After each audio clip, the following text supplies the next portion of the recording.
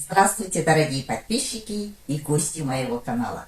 Тема сегодняшнего урока – дательно-направительный падеж. На казахском – барситтык. Барситтык соответствует русскому дательному падежу с предлогом и без предлога. И отвечает на вопросы кімге, кому, неге, чему, қайда, куда.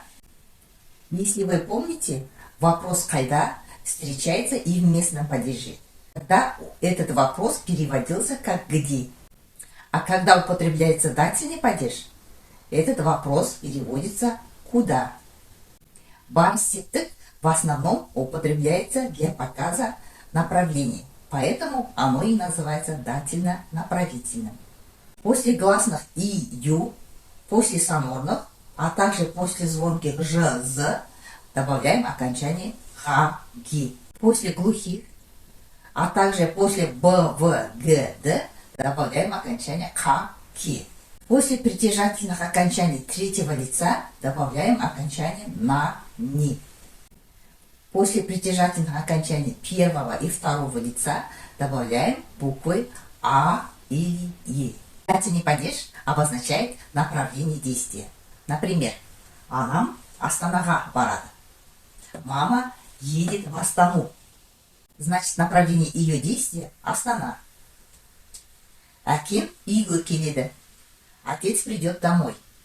Значит, направление отца – дом. Барситтык обозначает еще цель действия. Например, ол нанға кетті. Он пошел за хлебом. Или дословно он ушел за хлебом. Потому что кету переводится уйти, уходить. Барситтык еще обозначает, к какому сроку завершается действие. Например, дүкен жетіге дейін істейді. Магазин работает до 7.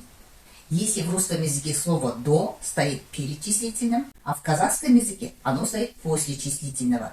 Значит, «дейін» переводится «до». Алтыға дейін жұмыстамын. Я до 6 на работе. Здесь слово «я» заменяет окончание «мын», который стоит в конце, а окончание «та» указывает место моего действия. Окончание «га» указывает, к какому сроку завершается мое действие. На этом мы сегодняшний урок завершаем. А в следующий раз у нас будут другие значения дательно-направительного падежа. Поэтому подписывайтесь на канал, не пропускайте уроки и до следующей встречи.